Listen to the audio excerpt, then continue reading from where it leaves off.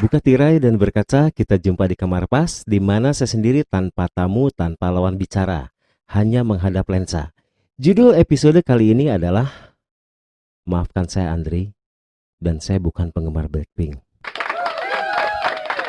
Saya mengenalnya sejak lama, sejak saya masih bersekolah di SMP.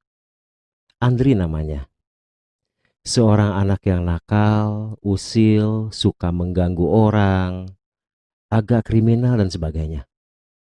Sepertinya waktu itu jika saya berpikir tentang kejelekan, maka pikiran saya langsung tertuju kepadanya. Lebih parahnya, jika menemukan nama yang sama padahal orangnya sama sekali beda, saya menganggapnya sifatnya akan sama dengan dia. Suatu ketika setelah beberapa tahun berlalu, saya bertemu lagi dengannya.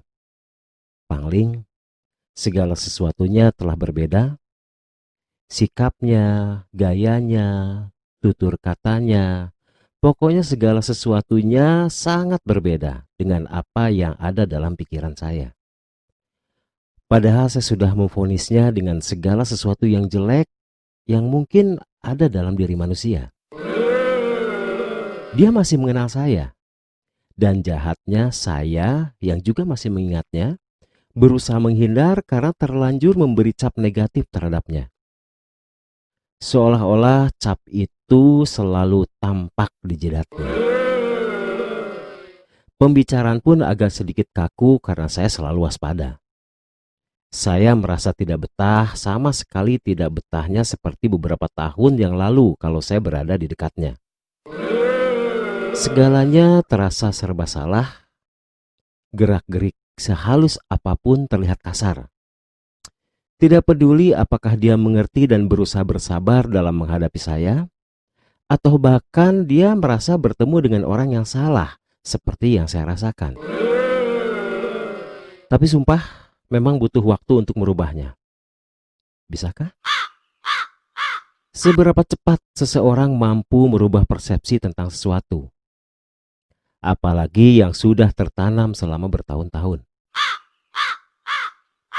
Ada contoh lain. Suatu ketika saya pernah terlambat datang ke kantor. Sebetulnya nggak telat-telat amat. Dan sumpah, baru kali itu saya terlambat selama karir saya. Itu pun dengan alasan saya menyelesaikan urusan yang ada hubungannya dengan pekerjaan kantor. Tapi sialnya justru pada saat itulah kantor saya kena sidak. Masalah kedisiplinan jam kerja dari pejabat kantor pusat.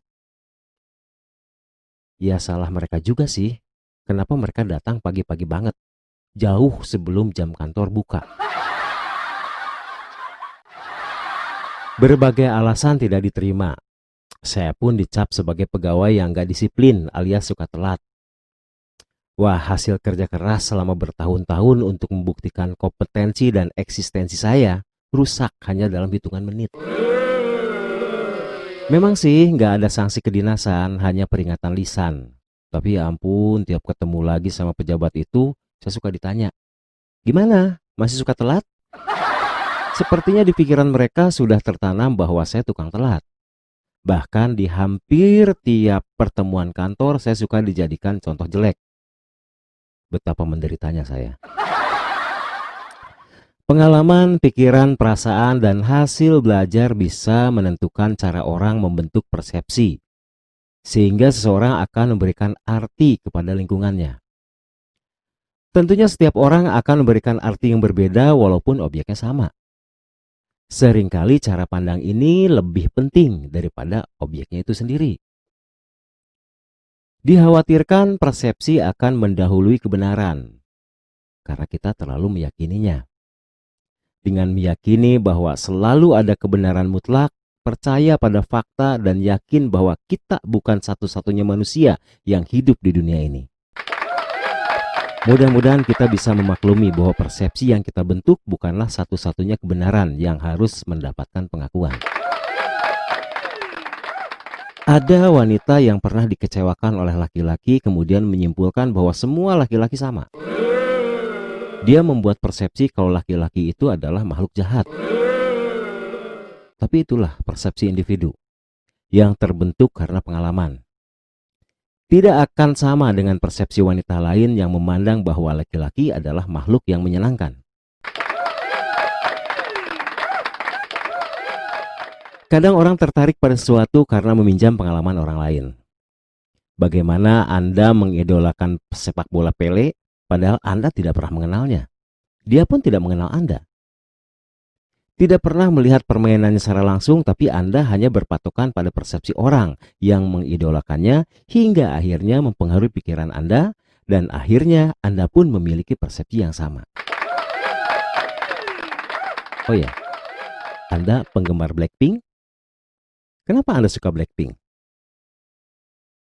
Maka kata-kata positif tentang Blackpink akan meluncur deras dari mulut Anda kalau Anda memang penggemar Blackpink.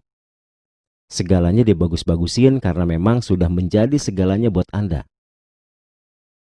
Bagaimana dengan yang tidak suka dengan Blackpink? Ya, hormati sajalah. Bukankah setiap orang punya persepsinya masing-masing?